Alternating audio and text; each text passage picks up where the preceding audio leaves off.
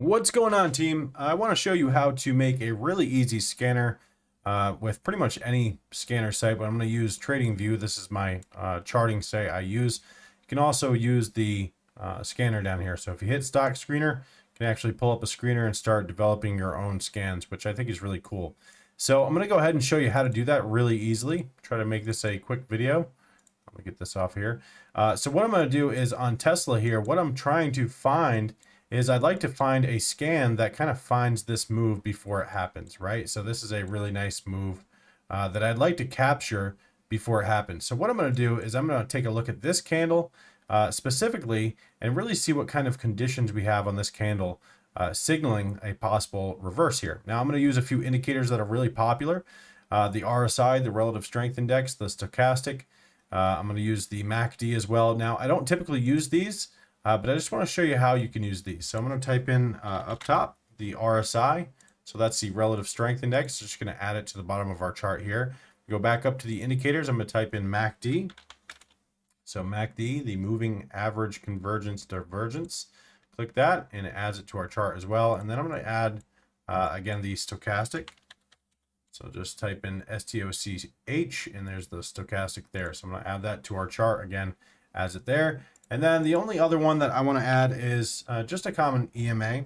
So you can add the EMAs, but I'm going to use a few EMAs here. So I have this in my favorites. If I scroll down here, the BB Quad EMA, that's going to plot all four of those EMAs. This is an indicator that I built on TradingView. So again, I'm specifically looking at, and let me zoom in on this, this move right here, right?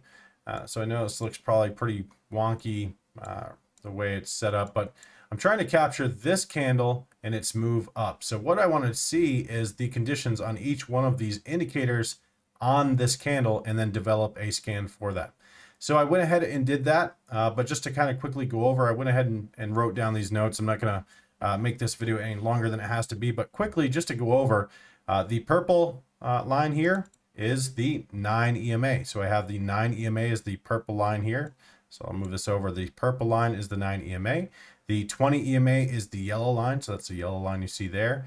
And then we have the 50 EMA, which is that red line above, and the 200 EMA. So what I'm focused on is where these EMAs are. So what we can see is the 9 EMA, the purple, is below the 20. So I made note of that.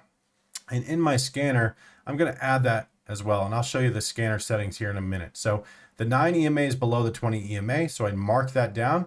I'm going to add that to my scanner. Also, both of these are below that 200 EMA. So the 20 EMA is below the 200 EMA. I'm going to mark that down as well. I'm not as concerned with that 50 EMA, although it is above, we could mark that as well. So to really make the scan exactly to the setup, we could add that as well. But really, I'm concerned with the purple 9 EMA, 20 EMA, and the fact that we're under the 200 EMA. That's the settings I'm looking for here. So I'm going to add that in, and I'll show that at the end of the video. RSI here, you can, as you scroll over any one of these candles, you can see this RSI number here keeps changing. So that's signaling what the RSI is. So the RSI on this candle is 43. So I went ahead and wrote that down. So RSI is below, I just round up to 45. So RSI is below 45. So that's our RSI. Same thing with the MACD and the stochastic. As we scroll over these candles, you'll see these numbers changing. And those are the numbers we're looking for. So I don't really need to know what the MACD does, what the RSI does, or what the stochastic does. All I need to know is that I'm building a scan based on the conditions on this single candle. So I'm really looking at the conditions on this candle. So just add as many indicators as you want, take a look at where you think the reverse happened, and take a look at the indicators there and kind of see if you can see a pattern. So on the stochastic there, we can see the stochastic number is, again, right here is 53 and 46. So again, don't really need to know that. I'll show you the settings here at the end. MACD is negative 0.18 and negative 10.15. Again, I will show you exactly how that is here soon. So we're going to go over to our settings now. And I have this built out already. So let me go ahead and add it. I added it as simple day scan. And one thing that's really important is that to keep in mind that this is made on the 1 day chart. So you can do this on a weekly chart, monthly chart, whatever. Even smaller time frames. You can do this with low floats and look at smaller time frames and develop scans based on this. But for this example here, we have the 1 day chart. So I want to keep that in mind when I make this this scan here, I want to make sure that we are making it for the 1 day. Another thing that I did not mention was the volume. So let me click this little icon here. Let me get this chart blown up a little bit. And again, we're looking at this candle here. If you can see that, this candle here in this reverse. So the volume on this candle was at the top here. You can see it change as I scroll over these candles. 66 million shares, about 67 million. So basically going to put, I want to see at least 65 million. And again, I'll show you that here on the scan. So simple Tesla scan here is exactly what I named it. And as you can see, these are those scans here. We have the common stock instead of ETFs, any of that. We just have the common stock on there. We have the exponential moving average is below the 20. So the 10 moving average, which is that purple line. The 9 EMA, they only have 10 on here, but the 9 EMA or 10 EMA is below the purple, or excuse me, the yellow line, which is that 20 EMA, right? So to kind of show that again, that purple line here, right here at this candle, is below this yellow line. So the 9 EMA is below that 20 EMA, okay? And then we have the 200 EMA as well. So let's go ahead and take a look at these filters again. So the 20 EMA on this side is below the 200 EMA. So that yellow line is below the blue line, okay? We have volume over 60 million share volume, and we can up that as well. We can kind of push that all the way to the top here. I'm not sure if that matters, but let's see. We'll just put, I guess, 3 billion to really max it out there, right? So hopefully that works. I think that works.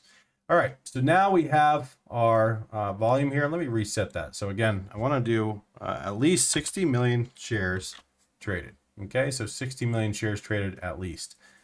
We have the stochastic number in here below 54. Again, these are the numbers I had set, below 47. So these are going to vary to whatever you're watching, of course. So if you look at that chart there and you scroll around and you're looking at these numbers at the bottom, they are going to change on preferring to what candle you look at. So again, just looking at this candle, looking at this reverse here, you can do this for multiple levels and kind of see a pattern, but I'm just doing it for this one, for this example. So back over to our settings here. We don't have the MACD set on here. We could set that MACD as well, but that's the scan right there. So very simple scan. As we can see, we don't have anything on here. Let's see, we need to add the RSI as well. So RSI is below, what did we say? It was below 45. So let me type that in there. RSI is below 45. Let's see what else we have. So now we can see the RSI should be set on here. I'm not seeing it, but let me see. Come back in here. There it is. Relative strength index is now on here at the below 45. So it's only going to show us things below 45. Now let me make sure that we have our stochastic numbers correct. Yes, that's correct. That's correct. We're good to go there. So right now there's nothing coming on this scan, and that's kind of typical. You know, I was hoping something would come on the scan, of course, but now if I change this to a different time frame, we may see something else. Let me see if I change it to a weekly time frame. No results. Maybe a 1 day, no. 4 hour, no results, no results, no results, no results. So as we can see, there's no results on the scan. It would be better for this example to show results, but if there were something on the scan that was fitting the settings here, it would come up. So the fact that we're not having anything here means that we're not fitting those settings. But hopefully you get the idea, right? So we're just adding a bunch of indicators to our chart, looking for a reverse. So maybe if I was looking for a reverse of maybe at the top here, maybe I'd look at specifically these candles here and say, okay, well, this is really a strong reversal right here, right? This move. So let me see the conditions right here where it kind of really peaked out and started to change. And as we can see there, the 9 EMA, the purple line, is above the 20. So that would be opposite. The 50 would be below those. The 200 is below as well. So opposite there. Let's see, volume on that candle was 80 million shares. So a little bit more volume. We had the RSI was a little bit higher at 64. You can see these numbers here, MACD, stochastic. So that's a great way to go ahead and find these levels. Let me get this off the chart to kind of make it a little bit easier to see. So yes, it looks like a mess with all those indicators. I do not use all those indicators, but what I can do is develop a screener here, or a stock screener here on TradingView, by just coming into here and literally just typing in the filters that I'm seeing. So I don't really need to know what that stochastic MACD RSI really does. What I need to know is where on this chart was it visually reversing in a direction I wanted to be a part of. So maybe right here, I could check the stochastic and all those indicators here. Right here at the peak coming back down. Maybe this move up. This was a strong move up right there. And I think that's the one we went over there. But this is a nice, clean, strong move. So again, building a scan for this and to find that, that's exactly how I do that. So guys, that's pretty much it. Real easy, simple way to develop a scan. Again, mess around with this. Let me know what you guys think in the comments, and I'll see you in the next video. Thank you.